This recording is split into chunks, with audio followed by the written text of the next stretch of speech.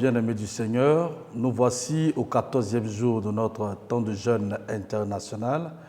Et le texte sur lequel je voudrais me baser pour notre moment, c'est Colossiens 2, les versets 13, 14 et 15, et je lis. Vous qui étiez morts par vos offenses et par l'incirconcision de votre chair, il vous a rendus à la vie avec lui, en nous faisant grâce pour toutes nos offenses.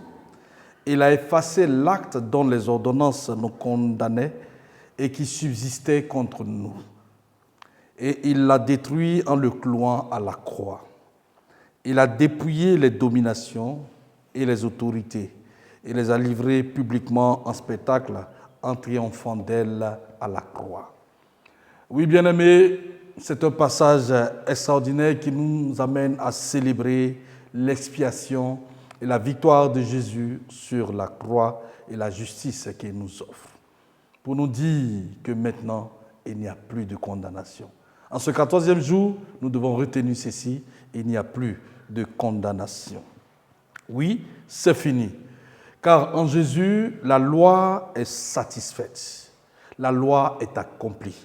Notre dette est payé et l'ennemi de notre âme est vaincu.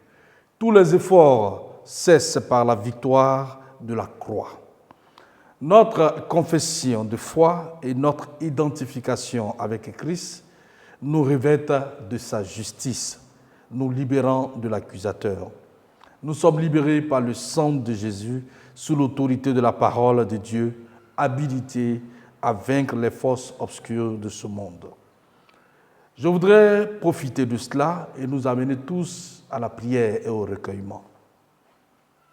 Arrêtez-vous à un certain moment, respirez et contemplez la réalité de l'accomplissement de la loi par Christ, votre identification avec lui et la victoire qui en résulte sur les pouvoirs des ténèbres.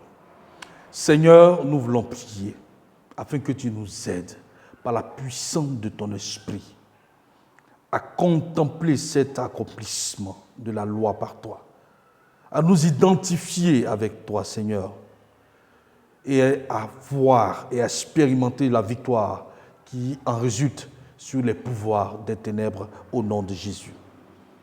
Il faudrait aussi soutenir les êtres chers qui recherchent la justice par leur propre force, afin qu'ils reconnaissent et reçoivent ce qui a déjà été accompli par la croix. Parce que plusieurs de nos connaissances croient qu'il peut résoudre toutes choses par la chair. Or, ce n'est pas l'Esprit de Dieu. Prions donc pour ces personnes. Père, nous prions, afin que tous ceux qui sont autour de nous, qui gravitent autour de nous, qui nous sont chers et qui recherchent la justice par leur propre force, Seigneur, donne-leur de reconnaître et de recevoir que tout a déjà été accompli par la croix. Qu'ils sortent de la voie de la perdition et qu'ils viennent à toi. Interviens pleinement au nom de Jésus-Christ. Amen. Je voudrais ensuite vous demander de prier le Saint-Esprit afin qu'il vous éclaire, qu'il éclaire les façons dont vous comptez sur votre propre suffisance ou vous penchez vers le légalisme et permettez-lui d'apporter la guérison corrective à ces zones. Prions ensemble. Père éternel, nous te demandons, ô Saint-Esprit du Dieu vivant, d'envoyer ton feu, ce feu qui va agir en nous, afin d'éclairer les façons dont nous comptons sur notre propre suffisance. Nous avons besoin de compter sur toi. Nous avons besoin de nous pencher vers toi et non vers le légalisme.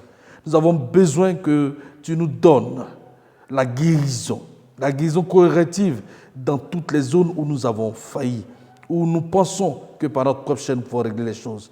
Interviens pleinement au nom de Jésus. Je voudrais par la suite qu'avec votre famille, il y ait un temps de partage. Un temps de partage en lisant Colossiens 2, versets 13 à 14. Cela va permettre à chacun de comprendre le mot juste. Oui, comprendre le mot juste parce que ce mot est un mot important qui signifie parfait, saint et bon. Parce que Dieu est juste, il ne peut pas tolérer le péché. Mais Dieu aime aussi le pécheur, la personne du pécheur, mais pas le péché. Grâce à son amour pour nous, il nous permet d'être libérés du péché et nous ramène dans sa famille. Jésus prend notre péché et nous donne sa justice. Grâce à notre Seigneur Jésus-Christ, non seulement nous pouvons vivre dans la présence de Dieu, mais le Saint-Esprit de Dieu vit en nous pour nous aider à devenir comme Dieu. Voilà la bonne nouvelle. Essayons ensemble de prendre la bonne décision, de suivre Jésus. Adultes, partagez votre témoignage avec vos enfants et offrez-leur l'opportunité de suivre Jésus ou de le célébrer avec eux s'ils ont déjà pris cette décision. Il est important qu'aujourd'hui, notre famille sache que tout est accompli, qu'il n'y a plus de condamnation.